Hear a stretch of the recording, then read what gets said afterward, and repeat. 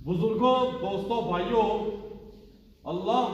اور اس کے محبوب رسول صلی اللہ علیہ وسلم کے شہدائیوں، ہم نے اگرچہ آج مولا علی علیہ السلام کی فضیلت پر جو صحیح الاستناد احادیث ہیں، تمام احادیث کی کتب میں سے وہ بیان کرنی تھی، لیکن کچھ محترم احباب کی جانب سے پرزور اصرار کیا گیا کہ اس دفعہ جمعہ المبارک کو جمعے کے جو مسائل ہیں، جو اہمیت ہے، جو فضیلت ہے، جو آداب ہیں اور جو اس کے تقاضے ہیں، ان کو بیان کیا جائے۔ چنانچہ آج ہم اللہ کی توفیق اور اس کے فضل و کرم سے اسی موضوع کو ہی لے کر چلیں گے۔ اللہ سے دعا ہے کہ اللہ تعالی ہم کو خالص حق بات کہنے کی توفیق عطا فرمائے اور باطل بات کہنے اور سننے سے ہمیں محفوظ رکھے۔ اس دین اسلام میں جو جمعے کا دن ہے، اس کو سب ایام سے زیادہ خصوصی فضیلت حاصل ہے، خصوصی اہمیت حاصل ہے، اور اس کو تمام دنوں کا سردار دن کہا جاتا ہے۔ کوئی دن ہفتے کا ایسا نہیں ہے جو جمعے کے دن کے مساوی ہو۔ اس حوالے سے مسلم شریف میں حضور علیہ الصلوۃ والسلام کا مبارک فرمان بھی ہے کہ اس زمین پہ جہاں سورج طلوع ہوتا ہے، اس تمام طلوع ہونے والے دنوں میں سب سے زیادہ فضیلت والا دن جمعے کا دن ہے۔ سب سے فضیلت والا دن جمعے کا دن ہے۔ پھر آپ صلی اللہ علیہ وسلم نے ارشاد فرمایا کہ جمعے کا دن وہ دن ہے کہ جس دن اس پوری کائنات میں سب سے زیادہ محترم، اشرف اور معزز مخلوق کو جب وجود بخشا گیا تھا، یعنی کہ حضرت انسان سیدنا آدم علیہ السلام کی صورت میں، تو وہ جس دن گوشت پوش کے انسان بن کر ظاہر ہوئے تھے، تو وہ دن بھی جمعے کا دن تھا۔ پھر آپ صلی اللہ علیہ وسلم نے ارشاد فرمایا کہ جس دن انہوں نے علم کی بنیاد کے اوپر فرشتوں پر برتری حاصل کی تو ان کو جنت میں داخل کیا گیا، تو وہ دن بھی جمعے کا دن تھا۔ پھر آپ صلی اللہ علیہ وسلم نے ارشاد فرمایا کہ جس دن وہ جنت سے نکل کر زمین پر اتارے گئے، یعنی جس دن ان کی توبہ قبول ہوئی اور انہیں جنت سے نکال کر زمین پر بھیجا گیا، تو وہ دن بھی جمعے کا دن تھا۔ اور پھر آپ صلی اللہ علیہ وسلم نے آخر میں یہ مبارک ارشاد فرمایا کہ یاد رکھو کہ قیامت کا دن بھی جمعے کے دن ہی آئے گا، یعنی کہ قیامت جمعے کے دن قائم ہوگی۔ تو میرے بھائیوں، یہ ہمیں اس حوالے سے بہت زیادہ محتاط رویہ اختیار کرنے کا یہ حدیث تلقین کرتی ہے۔ وہ اس لیے کہ جمعے ہی کے دن اگر قیامت آنی ہے تو اس بات کی کیا گارنٹی ہے کہ آج کا دن اللہ خیر رکھے قیامت کا دن نہ ہو۔ تو اگر وہ لوگ جنہوں نے جمعے کے آداب کو ملحوظ خاطر رکھا اور بر وقت مسجد پہ تشریف لے آئے اور اوپر سے قیامت آ جائے، تو یقیناً یہ ان کے سرخرو ہونے کے لیے یہ گھڑیاں خاصی مبارک ثابت ہوں گی، خاصی ممد و معاون ثابت ہوں گی۔ اور جن لوگوں نے قیامت کے برپا ہونے پر جمعے کے دن مسجد کے جمعے کے آداب کو ملحوظ نہ رکھا، تو خود سوچیں کہ ان کی قیامت کس حال میں آ رہی ہو۔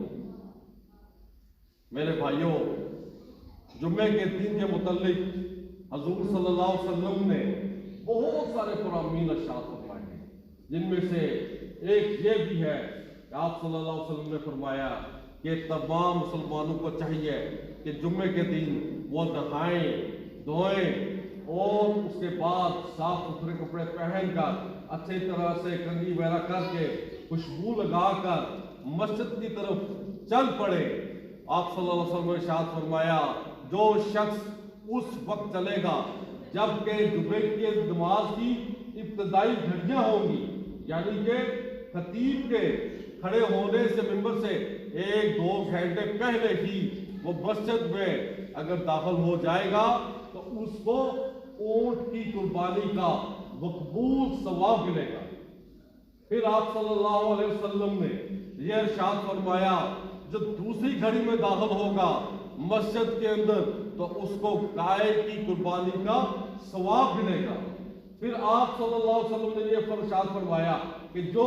تیسری گھڑی میں داخل ہوگا تو اس کو بکری کی قربانی کے ثواب ملے گا۔ پھر آپ صلی اللہ علیہ وسلم نے یہ ارشاد فرمایا کہ جو چوتھی گھڑی میں داخل ہوگا تو اس کو مرغی قربان کرنے کا ثواب ملے گا، یہاں تک کہ میں قربان جاؤں اپنے محبوب رسول صلی اللہ علیہ وسلم پر کہ انہوں نے ارشاد فرمایا کہ جو میرا اونٹی خطیب سے کہ کھڑے ہو منبر پر کھڑے ہونے سے 1-2 منٹ پہلے بھی یا 3-4 منٹ پہلے بھی اندر مسجد میں پہنچ گیا تو اس کو انڈے کی قربانی کا ثواب ملے گا، اور جو ہی خطیب کھڑا ہو گیا منبر پر تو اس کے بعد جو فرشتے یہ ریکارڈ لکھ رہے ہوتے ہیں کہ مسجد میں سب سے پہلے کون آیا، دوسرا کون آیا، تیسرا کون آیا، تو وہ ممبر پر کھڑے ہوتے ساتھ ہی اپنی ریکارڈ بک کو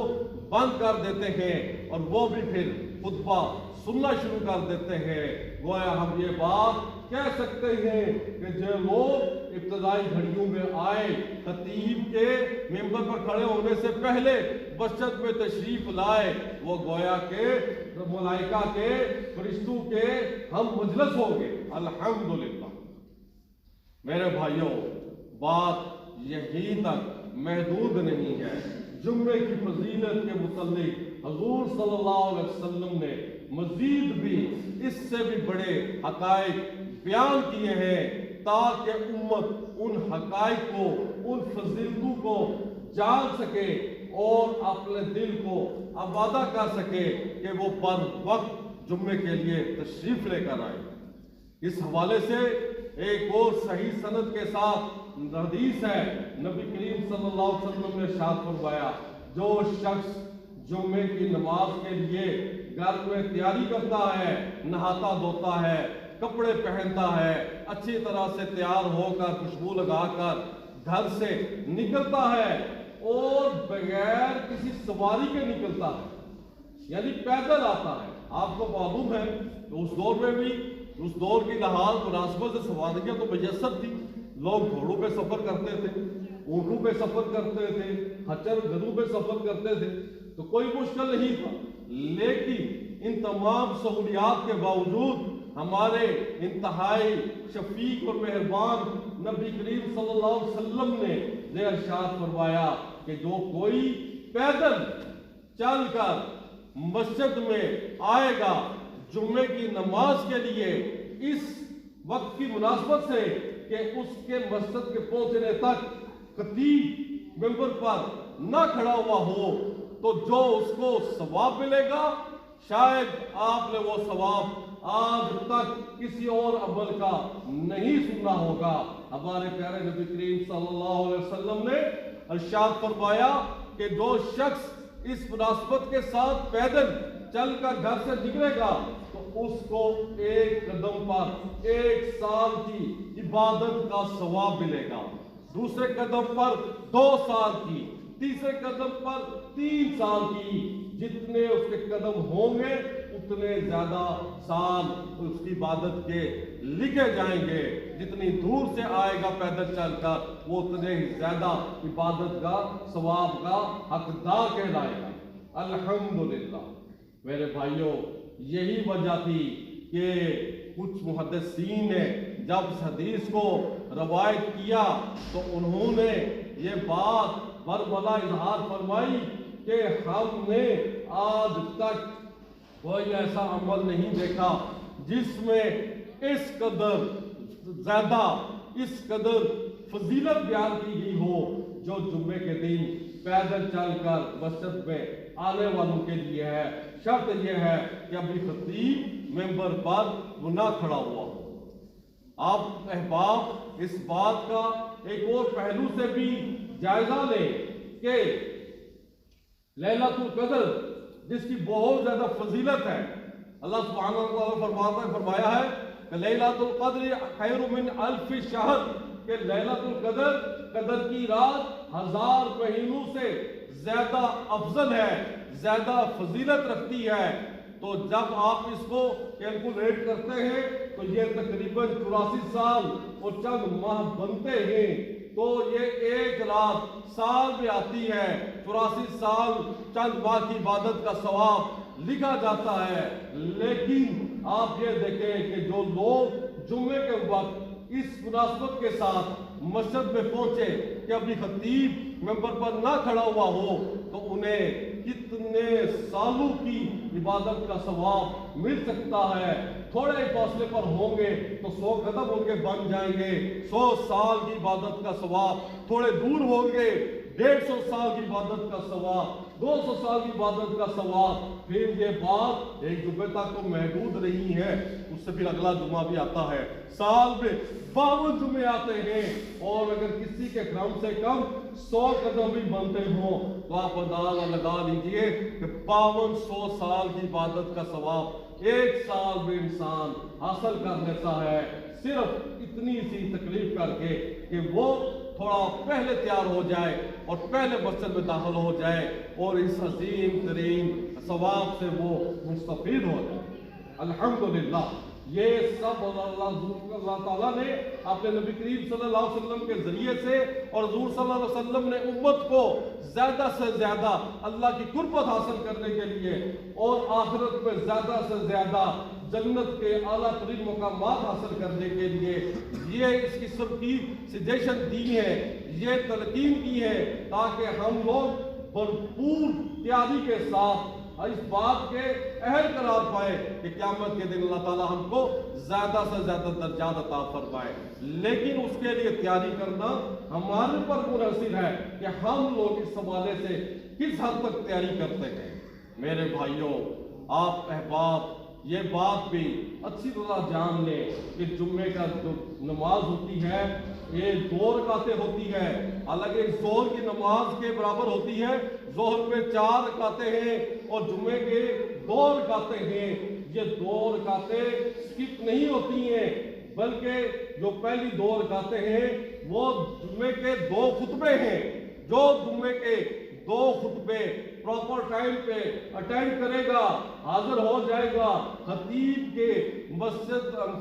मेंबर पर खड़े होने से पहले, तो उसको उन 2 रकातों का भी पूरा सवाब मिलेगा, जो कि जुम्मे में 2 खुतबों के 2 रकातों के मुतबादल के तौर पर पढ़ाई जाती है, ये पेश की जाती है। मेरे भाइयों, इस लिहाज से भी ये जरूरी हो जाता है कि जो लोग जुम्मे के जितना भी अजर व सवाब है उससे मुस्तफीद होना चाहते हैं, तो हर सूरत कोशिश करें कि वो खतीब के मेंबर पर खड़े होने से पहले तशरीफ लेकर आए। एक बार मदीनातुल मुनव्वरा में हमारे प्यारे नबी करीम सल्लल्लाहु अलैहि वसल्लम मस्जिद नबी में जुम्मे का खुतबा इरशाद फरमा रहे थे कि कुछ देर के बाद, अभी खुतबा शुरू हुआ कुछ टाइम ही गुजरा था कि मदीने के अंदर एक तिजारती काफिला दाखिल हो जाता है और वो जो आवाजें लगाते हैं ताजर लोग कि हमसे ये चीज ले लो, फलां चीज खरीद लो, फलां चीज हमें दे दो, जैसा कि इस दौर में एक सिस्टम होता था। तो कुछ ताजर साहबा छोड़कर चल पड़े और देखने लग पड़े कि तिजारती काफिले में क्या सामान बिक रहा है और क्या खरीदा जा सकता है। उन साहबा पे जो कि ताजर थे, उनके दिखने पर चंद मजीद साहबा भी निकल गए, यहां तक कि मस्जिद नबी तकरीबन खाली ही हो गई और सिर्फ 12 सहाबा पीछे रह गए। कितने रह गए? सिर्फ 12 साल। हजूर सल्लल्लाहु अलैहि वसल्लम ये हालात देखकर बहुत सख्त गमगीन भी हुए और गुस्से में भी आए, और आप सल्लल्लाहु अलैहि वसल्लम ने जलाल में आकर इरशाद फरमाया कि अगर तुम 12 अफराद भी उठकर यहाँ से चले जाते मुझे छोड़कर, जुमे को छोड़कर, तो आज ये बस्ती आग के साथ जला दी जाओ। ये सिर्फ तुम 12 अफराद के बैठे रहने की वजह से अल्लाह सुब्हानहू व तआला ने वो सख्ती नहीं की जिस सख्ती के इस वक्त तुम लोग मुस्तहिक करार पा रहे हैं। तो आप अंदाजा लगाइए कि ये किस कदर सख्त मामला है। और यही बात उस आयत में जो भी हमने आपके सामने तिलावत की है, इसमें भी अल्लाह ताला ने यही इरशाद फरमाया है कि ऐ ईमान वालों कि जब जुम्मे की नमाज का वक्त हो जाए तो उस वक्त अल्लाह की याद के लिए चल पड़ो और अपने कारोबार को, खरीदो फरोख्त को बंद कर दो। ये तुम्हारे लिए ज्यादा बेहतर है